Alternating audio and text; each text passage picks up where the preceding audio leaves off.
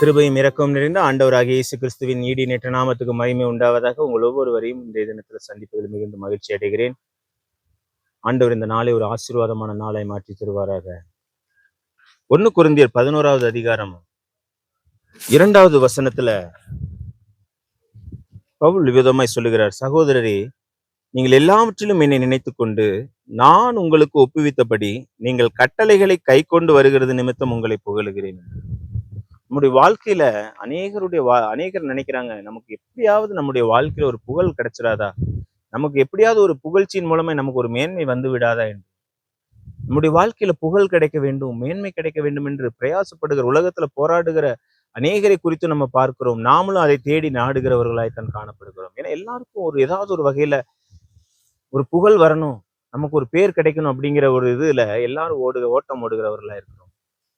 ஆனால் பவுல் நமக்கு கற்றுத்தருகிற காரியம் என்னவென்றால், ஆண்டவரை பிடித்து கொள்ளுகிற விஷயத்துல, கட்டளைகளை கை கொள்ளுகிற விஷயத்துல நீங்க உத்தமனாய் நடந்து கொண்டு புகழ் பெற்றவர்களா இருக்க வேண்டும் என்று வசனம் நமக்கு கற்றுக் கொடுக்கிறது.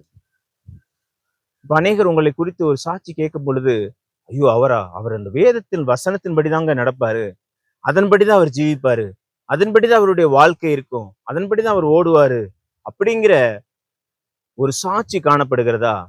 அது நினைச்சுதான் அது உங்களுக்கு ஒரு உண்மையான புகழ்ச்சியா அமையுமே தவிர எல்லாமே உங்களுக்கு ஒரு உண்மையான புகழ்ச்சியாய் அமையாது. இந்த திருநெல்வேலி பட்டணங்கள்லாம் நீங்க பாத்தீங்க அப்படின்னா கிறிஸ்தவர்களை வேதக்காரங்கன்னு சொல்லுவாங்க. ஏன் வேதக்காரங்கன்னு சொல்றாங்கன்னா, வசனத்துல சொல்லப்பட்டிருக்கிறதா, வசனத்தின்படி இருக்கிறதா. முந்தைய காலங்கள்ல அப்படித்தான் சொல்லுவார்கள். வசனத்துல சொல்லப்பட்டபடி அதன்படி நடக்கிறதுக்கு தங்களை ஒப்பு கொடுக்கிறவர்களா இருப்பாங்க. அது சொல்லப்படாத காரியங்களை செய்ய மாட்டார்கள். இதுல செய்யக்கூடாதுன்னு சொல்லியிருந்தா அதை செய்யாம அதுல பயங்கரமா கவனம் செலுத்துகிறவர்களா இருப்பாங்க. நீங்களும் இன்றைக்கு அப்படிப்பட்டவர்களை, கிறிஸ்து நமக்கு என்ன கற்றுக் கொடுத்திருக்க, இந்த வேதத்தில் சொல்லப்பட்டிருக்க கட்டளைகள் என்ன, இது நம்முடைய வாழ்க்கையில இது நமக்கு கண்டிப்பா தேவையா, அவசியமானதா என்பதை நீங்க அறிந்து வசனத்தின்படி வாழுகிறவர்களை காணப்படுவீர்களானால் பரிசுத்தவான்கள் மாத்திரம் உங்களை புகழ போகிறது இல்ல, இந்த பூமியே உங்களை புகழும். கர்த்தரே உங்களை புகழ்வார்.